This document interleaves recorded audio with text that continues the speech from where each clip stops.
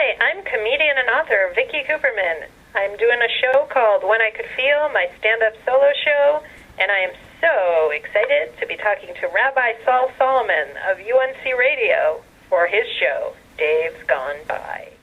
Shalom, shalom, uvracha. Hello, everybody. This is Rabbi Sol Solomon, the founder and spiritual leader of Temple Sons of Bitches in Great Neck, New York. And I am so excited and so thrilled and delighted to be talking to a Shayna Maidel, and a funny Shayna Maidel. Her name is Vicky Kuperman, so you can tell she's Jewish right off the bat. She's not only Jewish, she's Russian Jewish, born in Russia, and she's been working for many years, working herself up to be a comedian, and now it's all starting to fall into place. She's done dozens and dozens of gigs. Now she has a book out. It's called The Russian Drop. She also is doing a show as part of the United Solo Theater Festival, and it's been selling out like hotcakes, or whatever the Russians make that are cake-like. Her name, again, is Vicky Kuperman. She's been called one of the 12 new comedians to watch by the Huffington Post. Please welcome Vikula. Shalom. Shalom. Why, thanks. Oh, good. It looks like I'm killing already. You're the comedian, but I'm making you laugh. This is a biggest compliment ever. It is a compliment, but all Jewish men think they're comedians, so you also are kind of a comedian. Well, it's only because women look below our waists and they start laughing, so it's right. That's yeah, what a happens. lot of laughter. Yeah. So you were born in Moscow. How long were you there? I was there 2 years. So really, you're not. Did you even learn any Russian? Yes, I speak Russian fluently, and I could say some words to you right now. Oh, go ahead. So go ahead. No, I'm not doing that. Oh, okay. Don't go ahead. Блядь, ёб твою мать. All right. Can you translate that one, or will it get us both? Fuck your mother. Ooh. Oh, and I called you a whore. Well, all right. That's not so bad. But leave my mother out of it. Leave your mother out of it. Sorry, I know. My father you can call her, but not my mom. No. Okay. So, but let me ask. Jewish family, Russia, but relatively modern era, or was this still during the whole Soviet Jewry thing? Oh, I appreciate you saying that I'm younger than I am, but yes, this was during Soviet Union that I was born. No, So? or 20. My father's Jewish, my mother's not. So well. They had to secretly have a marriage in me, and they didn't tell anybody about it until they needed, Well, so everybody assumed the family was Christian? No, or not. No, wait. What am I missing? My mother's not Christian. She's Russian Orthodox. Okay. It was like in the 70s in Soviet Union, and I was born in 78. I'm not one of those people that lies about my age. Okay. Well, you're still a lovely, beautiful-looking person, so no matter what age you are. So, Thank you for telling me that even though I'm 36, I look good. Even though... 36? You're a spring chicken! I'm a spring chicken. How do you say spring chicken in Russian? There is no word for spring chicken. There's only word for old, ugly hag in Russian. Well, how do you say... There must be a word for chicken. Chicken, kuritsa. Kuritsa. How do you say the season of spring? Sna, so it would be visnaya kuritsa. Vismaya kuritsa. Very good. Yeah, really good Russian. Well, I've got some of that background in me. In you right now? My great... No wonder I'm walking funny. But thank you so much.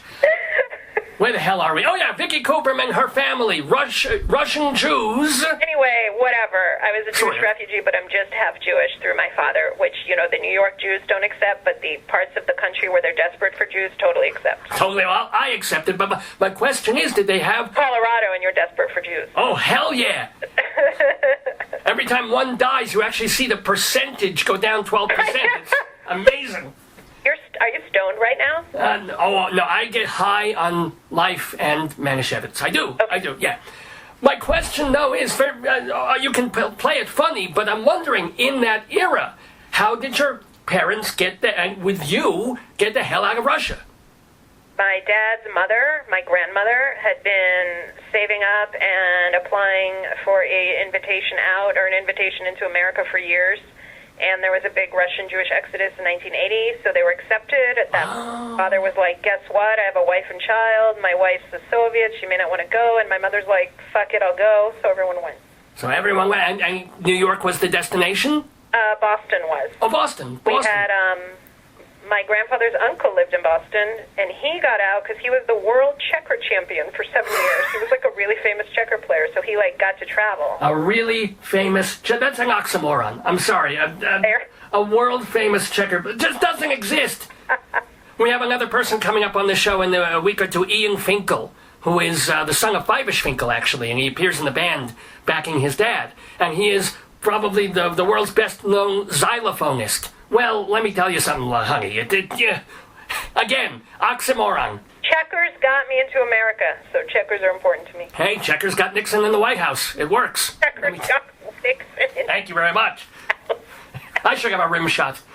Well, I'm not going to go there. But, all right, so do you have any memories, even though you were 2 years old, of being a baby in Russia, in Moscow? I have no memories, but I went back for a semester in 99, and I had a lot of deja vu. Wait, in 99? That was pre-Glasnost, no? No, it was after Glasnost, but it was pre-Putin. It was 3 months before Putin. Oh, before Putin is great. Well, that's right. I'm thinking Nelson 80s. was drunk, so it was anarchy and whatever. Well, so did you enjoy being in Moscow for a semester? I loved it, but it was intense. Okay. And everything there's more intense, so... Did you get to see other parts? Which turned into strep. Which turned into pneumonia, which turned into mono. And I had to leave early. Now, hold on. So it was snowing and freezing by September 30th. Oh, I know. My friend Dave went to St. Petersburg a couple of times years ago, and it was early November, and he was in St. Petersburg, and the Neva was frozen on October 5th or something like that. It was snowing every day because it was winter already. Right, it's nuts. But let me ask, you had pneumonia. Were you in a Russian hospital? What was that like? Russian hospital, yeah. It was basically like an abandoned school with a woman who was sticking something down my throat to see if I had strep, and it was like... That sounds like my first visit to a whorehouse, yes? Yeah, exactly. Wait. What? No, I don't... What kind of whores do rabbis go to? What kind of whores do rabbis... Let's see. Basically, you go to a woman, you beg and complain. And you beg for sex, but unlike in marriage, you actually get it. Unlike in marriage. Yeah, that's the actual difference. That. Are you a whiny customer? You're being like, I just hate. Well, all right, let me throw that back on you. If you had to describe yourself as a comedian, what kind of comedian are you? Oh, sorry? Oh, you don't like the female thing. You just like pure comedian, no sex attached, as it were. I don't know. Do you call them doctresses or doctors? That's a... Rabbi. Oh, fair enough. Well, we have rabbis and rebbitzins, the wife of the rabbi. Yeah, the wife of the rabbi isn't a rabbi. Well, what do you call a male? Well, we have female male people, and we call them a mailman, sort of. No, but that's not my arena. My arena is spreading the information that I'm a comedian. But anyway, your question was... I don't know what the hell my question was. My question was, how would you describe your style? Are you experiential? Are you joke? Or, I think I started out as kind of more jokes, and now I'm trying to do stories with more punchlines and jokes. So not like one-liners, but I have punchlines. Oh, I hope so, yes. Sorry, I'm here with my friends, so let me ask them. Do I have punchlines? Yeah. Yeah, I have punchlines. She has punchlines. I got punchlines. Is it all? I have to say also, I enjoyed seeing you years ago. Yeah. When Dave and you were working Center. on Stage Buddy, what? Yes? Yeah, Stage Buddy. I hosted with Dave. That's right. You dealt with all the comedians, and some of the comedians that you booked for the show, your friends of yours, they're now turning up on comedy radio stations and things like that. J.L. Covan was one of them. I forget one or two of the others. I booked a lot of people. One of them had a Comedy Central special. Another one hosts something on NPR. So do you feel that this is now your time, as it were? Do you feel things changing now that you got the one-person show and an album that you're recording? Did record on September 28th. Oh, right, of course. Thank you. You recorded it already. I feel like it's my time because I'm making it my time. I don't know what the industry, I have no idea what's in store for me with the industry, but I feel like I'm not waiting around for that. Good for you. So the other question, though, is you have done, as I said, hundreds, maybe thousands of gigs at this point, lots of opening act things. Yep. I'm sure you get paid a bit now as opposed to just doing everything for free. Right. Are you supporting yourself in comedy? Not yet. Oh, what do you do? What's your day job? Producer. Oh, that's a good creative. What do you produce? I produce a weekly web show for Marlo Thomas, who has a show on AOL, and I work on AOL projects as well. Wonderful. That's a great... Say that. What's Marlo Thomas like? Wait a minute. What? I just swore on your show, so delete the AOL part when you hear this. So let me start again, okay? Sure, yeah, okay. But I can definitely say Marlo, it's fine. So I produce a show for Marlo Thomas. It's a weekly web show, and we have different guests, like celebrities and experts. It's basically targeted to women over 40, and it's very fun. And Marlo is a huge fan of comedy because her dad was a huge famous comedian. Danny Thomas, of course. Who had his own show and founded St. Jude Children's Hospital, so that's St. Jude. That's a funny thing, yes. Just that St. Jude, just the most, successful charity in America. That's what I do. Well, actually, here's the question then. I'm curious about that as well. When you say you produce this show for the web, what does that entail? That entails booking the guests, handling all the crew. I mean, this is kind of boring. No, it's not.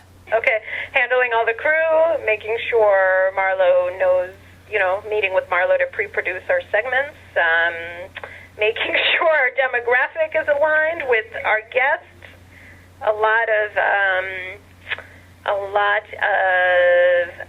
scheduling with celebrities. Yeah. My friend is saying it a different way, but I'm not going to say it that way. All right. A lot of wrangling is the word. Celebrities, and and then actually being on set and making sure the crew is there, making sure the lighting's right, and then that's a pretty fabulous gig. Writing the clips after, and So I find that exciting. I thought you'd say, I'm a waitress 3 times a week, or not a waitress, but sometimes I wish I were. Oh, okay, yeah. It sounds like you're holding back. When you finally give up the Marlo Thomas job, then we'll talk, and then you'll tell me all the horrible things you're not telling me now. Because I'm sensing something horrible about... things. I love my job. It's allowed me... Wait a minute. I've Okay. had my job for 4 years, actually, like today. Today is actually, I think, the anniversary. Mazel! Yeah, thank you. Oh, no, not today. Sorry. I mean... recently. Years ago. Recently was your job, yes. 11th. But I love my job. I'm not holding back anything. It's just funny. When you do a job for a long time, it feels kind of boring to you because you're doing it. Oh, no, I'm sure it's not boring to anybody, certainly not to me and to anybody listening, to have a gig where you're producing a celebrity's web show. People would kill for that, let alone being a stand-up comedian on the rise. And speaking again of... Wonderful, because I've been doing it 4 years, and I have my weekends and nights to do my comedy. Yeah. And write my book, which, by the way, is called The Russian Drop. The Russian... What is that? That is a fiction. Ooh. I have to stress it's fiction for legal purposes about a... How much sex is in it? 28-year-old Russian-American girl living in New York City. Lots of sex, okay. A year before she starts stand-up, and she goes on a lot of dates, and this is kind of first-person chronicling those dates. It's comedic and light and fun. It's a great plane or beach book. If somebody wants a signed copy, I can actually sign it and mail them to me if they PayPal me. So signed copies are always fun. Can they do that for Amazon or just through your website? They can just email me through my website. My website is VickyKuperman.com. It's Kuperman, Kuperman. They can also find the book on Amazon. They can get it as an e-book. I make it very easy. Yeah. And be very careful, folks. It's Kuperman with one P. It isn't a PP, which really hurts your bladder. But it's Kuperman, Kuperman, and Vicky with a Y. A Y on the end. With a Y, good point. Oh, yeah. Why? Why? Because we like you, Vicky Kuperman. And let me ask you, Vicky, have you encountered, since stand-up comedy, even perhaps now, is still perceived on some level as a man's game? And we saw the documentary about Joan Rivers and making it all those years in a man's quote-unquote world. Do you still encounter sexism in what you do, or is that kind of not even an issue anymore? I don't know how it's perceived by others, because I'm on the other side of that. I have to say that creatively, that you can develop your act. I don't know what it's like to be a man, but I found that as a woman, I can develop my act just as much as a man can, because there are plenty of places to go, do open mics, True. do writing groups, do shows, do bar shows.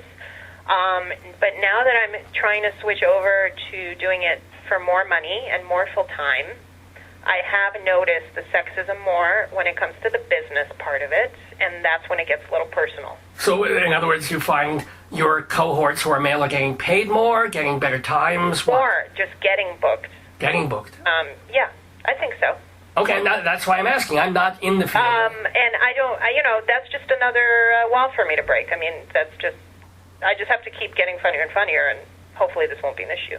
But I have to say that the comedy, when someone's asked me, is comedy sexist? No, the art, the craft of comedy is not sexist. Oh, no, well, unless you're Jerry Lewis. But Jerry Lewis, but the craft is not. To me, maybe someone else thinks women aren't funny. That's their problem. No, I meant in the business sense. I meant in the business, getting ahead. It's shifting. The business is shifting. But the level I'm at is a little tough, because those clubs are still kind of doing status quo. Those are still kind of status quo. Those are still, if there's 2 women on a show out of 3 comedians, suddenly they make it a ladies' weekend. Like, why can't it just be comedy? Because I did a show where there were 3 women on the show, upstate New York, and everybody left very happy, and the audience left. They bought, like, a lot of my books. They met with everybody. They loved it. They asked when we're playing again. They requested us back as a club. Not one of those audience members left saying, there was something missing. I wish there was a man on the show tonight. Oh, no. Well, no. Certainly not. No. And not to say that there's plenty of men I love that are hilarious. Well, who are some of the comedians who influenced you, male or female?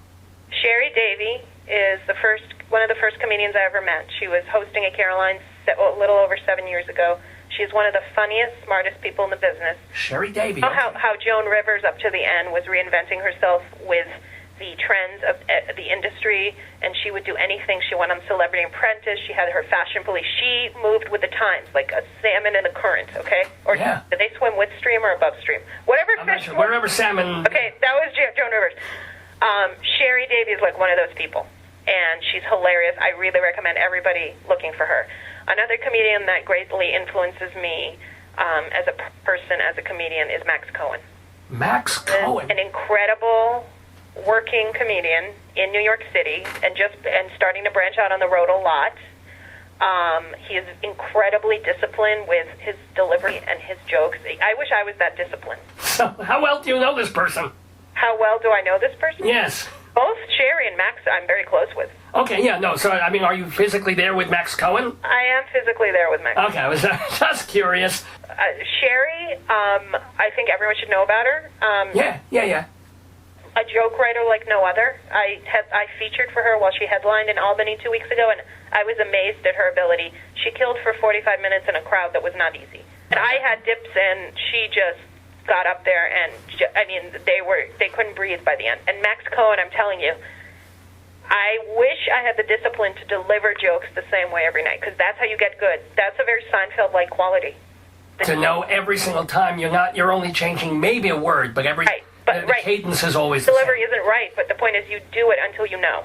And I'm not that good at, I wish I could learn from him. And the third person I'd like to mention is a guy named Keith Anthony out of Long Island. I saw him the very first time I even wanted to do comedy, and I was amazed. Keith Anthony, okay. And then he talks about everything that's wrong with society, but he does it in a funny way. And he was doing it for a while before people were as angry as he was. And then 2008 hit, and then they got angrier than he was. And now, and I think, I haven't seen him in a while, but I think he's really clicking with people's mindsets right now. So I think great things are going to happen for him. I'm waiting for his HBO special. Well, between Louis Black and Louis C.K., anger is, I guess, in. Anger's big right now. Yeah. Anger's huge. Works for me. God damn it. Oh, yeah. Then now, have you done... Max Cohen on the show, because he went to rabbinical school. Yes, thank you for the applause. And he's Presbyterian, so it's a real shock. Now, have you done the cross-country stuff, or have you hit just New York and Florida? Or how coastal are you at this point in your comedy? Florida. Chicago, where the yids are. I mostly do stuff around New York. I've done road gigs elsewhere. I just did some shows in Denver, and I performed in the Castro, which is San Francisco? I'm in San Francisco. Oh, you gotta get the Fagelas to love you, just like the Joan Rivers. Exactly. You need them. A woman who loves the gays. Castro was amazing. Denver was great. I've performed in the Northwest in like 4 states. I've performed in Indiana, but mostly it's like Long Island, New Jersey, New York, Pennsylvania, Boston. Well, were the crowds different in, say, Indiana? Yes. How? But they were great. Okay. I'm not saying they were worse, but how were they Actually, different? to me, the worst comedy audience is Long Island. Why? The worst. Why? Why? I don't know. You ask them. No, or how then? What happens in Long Island? Are they drunk? Arms crossed. Who does she think she is? She's not one of us. We're not laughing. Really? We're racist. We don't laugh at racial stuff. We don't laugh at Jewish stuff. And I'm like, unless you do like a temple, and then it's great because it's a niche. Right. I rarely have a good show in Long Island, like especially when you're out east in Long Island. And I know now, like all of Long Island is going to ban me just when they. Yeah, because so many people listen to this program. David Brenner was a big mentor for me, and when I mentioned Long Island, he started shuddering and said, "Oh, don't even talk to me about Long Island. It's horrible." Wow. Yeah, I think Jerry Seinfeld has actually said it too, even though he's from there. I think he said, "It's a tough crowd." It's always a tough. Oh, I know. I remember Dave appearing at the Brokerage a couple of times. Ooh. Brokerage. Scary. Yeah, it's a club on Long Island. Yeah. Yeah, I know, and the Brokerage really the words construct what Long Island is, which is broke rage. Broke rage. You do have punchlines, Vicky Kuperman. I am good at punchlines. The Brokerage is actually an exception because it's a little closer in to like Queens, and so it's a little more diverse. And I had amazing shows at the Brokerage. Oh, good. Yeah, he didn't have bad experiences there. It was just, I did not have, and I was opening for Gilbert Gottfried, so I was kind of there like with an open mind, It was great. But you opened for Gilbert. Any Gilbert stories? He's really nice off stage. Yeah, he was on this radio program, so I'm kind of curious. You seem like a nice fella. When you get past, obviously, the shtick that he does when he's on, quote unquote. Although he's always on, so you never get past the shtick. But still, that's good to know. Yeah. Now, what is your worst? We have only a couple minutes left with Vicky Kuperman. What's the hell gig? Worst gig you ever did? Worst gig I ever did? Oh, yeah. Besides this radio show? There was one in Southern Oregon when I was doing it at a casino. I was doing half an hour, and the headliner was doing 60, and there was a cage separating the people who paid from who didn't. That was a cage! And I was on stage, and someone offered me a drink. Oh? Said no thanks, and apparently you're not supposed to do that. It's really rude. Apparently, if you don't drink or if you don't want to drink, you're supposed to tell the waitress, if someone gives me a drink, just bring me Sprite. And it's out. Yeah. I didn't know that. I was a year in. So I said no, and then they turned. Well, they'd already turned because I started on my Jewish stuff, and they'd never met a Jew, which means they were uncomfortable with Jews, which means they're kind of anti-Semitic, but they're kind of just never met one. So it's like asking me how I feel about aliens. I'm like, I don't know. But see, I can hate Jews because I've met many. Yeah, exactly. Yeah, you've met a lot. And then the people behind the cage started banging the cage, and I said, oh, well, they're having fun. And someone said, no, they're trying to get out and away from you as fast as possible. Oh, my God! At that point, I had 27 minutes left. And isn't the rule that you have to do all your minutes to get paid or something like that? You do kind of have to do all your minutes to get paid, yeah. So did you... If it's between 25 and 30, you can get off at 25, but no, I can't do 3 minutes. No. So did you tough it out, or did you just go, I'm leaving the cage match? Well, I just recited my act. I was kind of like reciting it into a mirror. Oh, my God. I got on, and then he got off stage. I said, good job. And he said, I wish I could say the same thing to you. And then he criticized my act in the next car ride for 5 hours. And told me that I should never tell people I'm Russian because people in that area still think Russians are communists. And I said, this was in 2009, and I said, I completely don't agree with you, and you should never underestimate the audience, and they should always come to you instead of you come to them. And, well, I think I was right, to be honest. Let's say 85% of the time that works for you, and then you run into an audience where the guy was right. But most of the time you have to stick to your guns. You do. And by the way, if you What take else out do the you fact do? that you're... What do you think Mick Jagger does? Suddenly starts singing country music or ballads when... Well, he has done country music. He's tried it anyway. No, but I mean, do you think he starts doing rap and hip-hop when, like, his stuff isn't working? I mean, you gotta be... I think the best artists who are successful have always stuck to who they are. Oh, absolutely. Yeah. Absolutely. So, where do you...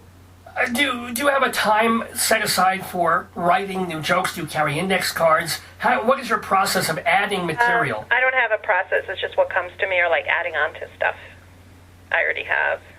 And then kind of morphing and dropping. I mean, do you have... I'm sure you also have different sets, like a 10-minute, a half hour of... Right, 5, 10, 8, 15, half an hour, 45. I have different sets. Also, if I'm doing a temple, I might not do this. I might not do my Auschwitz joke. What? Can you please tell us your Auschwitz joke. No, you have to buy my DVD that I recorded. You have a DVD? I didn't know this. What was that? I recorded my solo show When I Could Feel, and it's on DVD very soon. Oh boy! But remind everybody that before they even get the DVD, they can still see it. It's almost sold out. But almost 2 tickets left for in 2 days, October 13th. 2 tickets left. That's it? 2 tickets left? Yeah. Oh my! Well, the people will go. It'll probably be sold out. Well, Mazel McGlick is part of the United Solo Theater Festival on Theater Road. That's on West 42nd, I think, on 9th Avenue there. Exactly, that's it. And also, don't forget. Sorry, my friend is sneezing. Oh, Gesundheit, friend. Gesundheit. Well, anyway, I have to go perform. Yeah, exactly. Well, it has been an absolute delight talking with the fun and funny Vicky Kuperman. Remember, her website is VICKYKUPERMAN. Last quick question. Remember, Sherry Davy, Max Cohen, and Keith Anthony. Max Cohen and Keith Anthony. Last quickie question for you. What was your heaven gig? I asked you about your hell gig. What's the greatest gig you've had so far? Greatest gig I've had so far? If you had to pick one. Yeah, I'm not going to go with best paying. No, I meant best audience, most fun, I can't believe I'm here. Oh, I can't believe I'm here was when I was with David Brenner last New Year's for 4 shows in Valley Forge Casino, but and he's since passed away, and I did his last show with him, so that was I can't believe I'm here. But actually, a really, really fun gig that surprised me was in 2009 for this very for a working class community in the Bronx, and it was in one of their function halls, and I thought it was going to be horrible because I'm like in the Bronx, I don't know where I'm going. It was about an hour away. And I get there, and it was the nicest, warmest group of people, and everybody killed. My favorite shows are when everybody kills. My favorite shows are when everyone does well. Yeah, because one comedian, they build upon another. There's momentum. And also, it just shows that people can be exposed to different points of view. Everybody expose yourself to Vicky Wait, no, I should rephrase that. No, not that way, please. Go see Vicky Kuperman live and in person in her solo show. Get her book, get her DVD. Yep. Go to her website and watch her star rise as a comedian. Vicky Cooper, I thank you so much for being in the neighborhood. How do you say, is it Das Vidanya in Russian? Vidanya. Das Vidanya and Shalom. Большое. Bye-bye now. Shalom.